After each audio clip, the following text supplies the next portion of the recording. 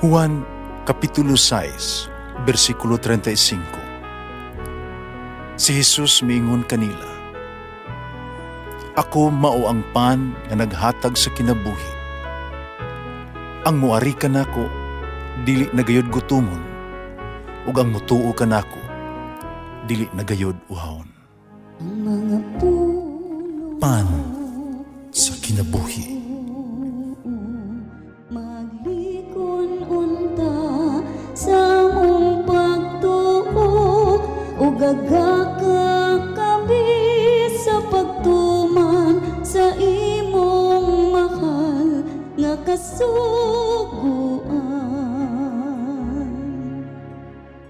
Ang ginumana kaninyo, sa ito sa Ebanghelyo sa mala ni San Mateo, si Jesus maingon sa mga tinunan, ayaw ginyo buhata ang inyong tulumanon sa relihiyon kung lamang makita sa mga tao. Kung ingon ninyo ni ini pagbuhat, dili kamo makadawat sa ganti gikan sa inyong amahan nga tuwa sa langit. Busa kung mo hatag kamo sa taong kabus, iyo kay pasigarbo ingon sa gibuhat sa mga hambugero sulod sa mga sinagoga ug sa kadalanan. Nagbuhat sila ni ini aron daygon sa mga tao. Pasultihan ko kamo nga naghimo sa ingon gigantihan na. Kung galing mutabang ka sa usa ka taong kabus, himo kini sa paagi nga bisan gani ang imong labing suon nga higala dili masayod ni ini. Himo kini sa tago, ang imong amahan nga tuang nagtan-aw sa imong gibuhat sa tago, muganti kanimo. Ingon kung mag-ampo ka, ayaw pa ingon sa tipakaroon ingnon. Gusto silang magtindog o mag-ampo sulod sa mga sinagoga, diha sa mga eskina sa kadalanan, para makita sila sa mga tao. Sultihan ko kamo, nagantihan na sila. Kung mag-ampo gani ka, sulod nga to sa imong lawak, nga takpi ang pultahan, pag-ampo sa imong amahan, nga dili makita, nagantihan ka sa imong amahan, nga nagtanaw sa imong gibuhat sa tago. Ug sa imong pagpuasa ayaw ipakita nga nagsubo ka kamo sa mas gibuhat sa mga tipakaron ingnon. Magsuri-suri sila nga gutom ug panagway aron makita gayud nga nagpuasa sila. Sultihan ko kamo, igantihan na sila.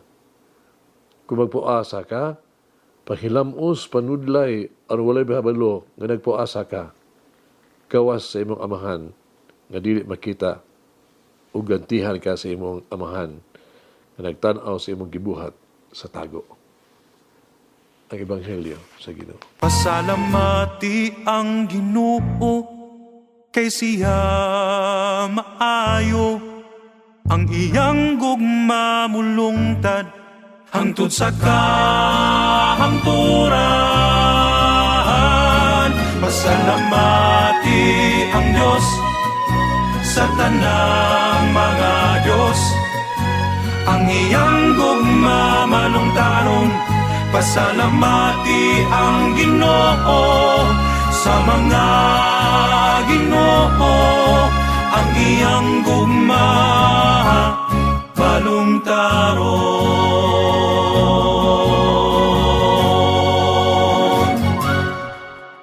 Ang Ebanghelyo karong adlaw, naghisgot og tulo ka lahi kaayo nga mga buhat sa pagka-Dios nun sa mga Hudiyo. No? Kini mo ang paglimos, pag-ampo o pagpuasa. Apan ang pangutana mo, unsaon pagbuhat ni ini kay mga buhat sa pagka-Dios nun, giunsa kini pagbuhat nila. Si Jesus miingon nga sila kinahanglan himuon kini sa tago. Ganun man. Tungkol kay si Jesus, naghatag og importansya sa tuang motibo ba? Kung unsa gyud rason hinungdan sa itong paghatag og limos, pag-ampo o pagpuasa. Dili kini alang sa publiko o pagpakita o pagpasadayag. Kailan magbuhat kita ning buhat sa kaluoy, paglimos, pag-ampo, pagpuasa. Tungkol kini ang husto og maayong buluhaton. Kay sila, okay, kini sila gusto, mo ni makapahimuot sa Dios. Ang paglimos, ang pagampo, ang pagpuasa, napakita sa tong gugma sa Dios, o papagawa na nato sa ito ang isig katao. Naghimo kita, nagbuhat kita, naglimos kita, nagampo, nagpuasa, tungod kay natando kita sa ito ang tinguha sa pagkimaya sa Dios o pagbuhat nining maayo ngadto sa uban. Paghata og limos sa tago, pagampo sa tago, o pagpuasa, naghimo sa tago, napakita sa itong tinuod o tukma nga rason sa pagtuman sa ito ang mga buhat sa pagka-Diyos nun. Dili nato buhaton ka ng mga butanga para makita, mailhan, o para istoryahan. Atong buhaton kini, butanga, pero matuman nato ang giwali o gibuhat ni Jesus. Ang paghatag og limos mao ang pagpakamatay sa kahakog ug pagka mapuanguron. Ang paghatag og limos mao ang pagpaambit sa kaayo sa Dios. Nahimo kitang agianan sa pagkamapaanguron sa Dios. Ato ipaambit ang ato ang nadawat o nasinati gikan sa Dios. Kita nagampo o kita nagpuasa dili aron papasundayag sa publiko. Pag-ampo o pagpuasa, makapaamgo ka nato kanining yutan ong kinabuhi ang ato ang labing dako nga kahupayan o kalipay ang Diyos lamang o kinigikan lamang kaniya. Paglimos kita, magampo, magpuasa, tungkol kay mao kini ang ato ang buhaton at tubangan sa Dios ug alang kaniya. Ato pangutanon atong kaugalingon. Unsa ang ato ang motibo sa pag-alagad? Putling gugma ba sa Dios? O sa atong isikataw? O pasigarbo ba sa atong kaugalingon? Doon sa gilanon ka siyo sa kinabuhi ni San Nicolas sa Bari. Nailan siya sa iyahang kaayo, kamaghatagon, labi na sa mga kabus, kanang hinahanglan. Usa kay tabo, no, sa kinabuhi, no.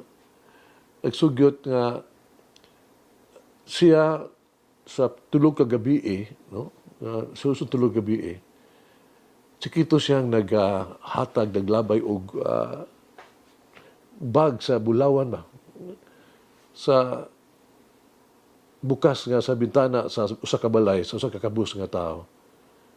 Ano tabangan siya, no, ang kinatawhana nga maka dunay dote, dunay dori ba, bugay nga sa iyang tulo ka anak nga babae.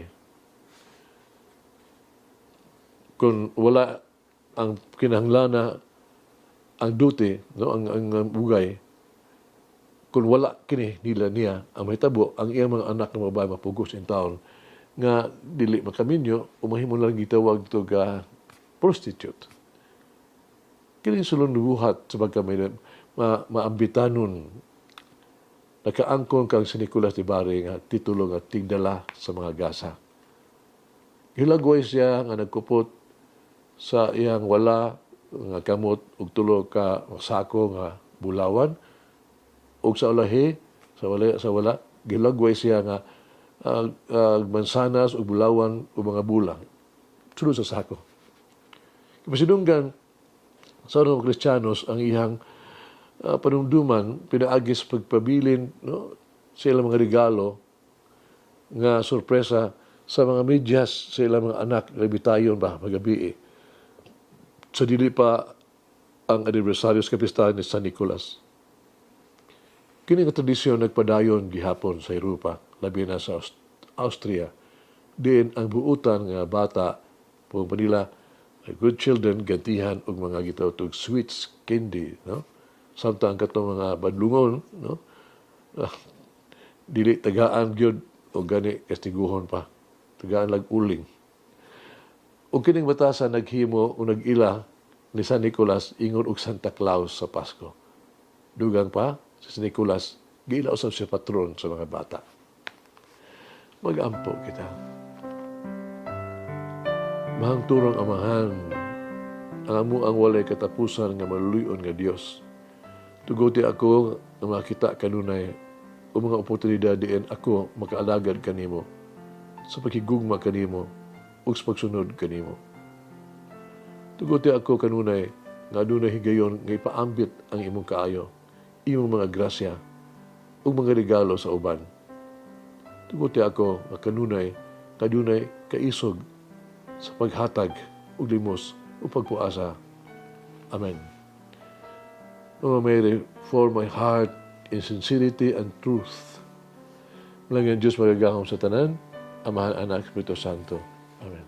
May the Lord of the divine mercy bless us all, heal us from all diseases and suffering. Ayun unta niya kita, tanang mga sakit na to sa lawas o sa kalag, body and soul. In the name of the Father, the Son, and of the Holy Spirit.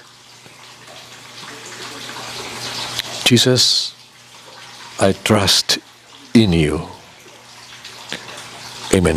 Whoever eats the bread of life will never hunger, says the Lord. Kay galaan inyong nabati ang pagpaambit ug hamubong pamalandong sa pulong sa Dios pinaagi sa tulumanon pan sa kinabuhi nga gidumala ni Monsignor Daddy Silva. Hangtod na usab sa sunod higayon, daghang salamat. The bread of life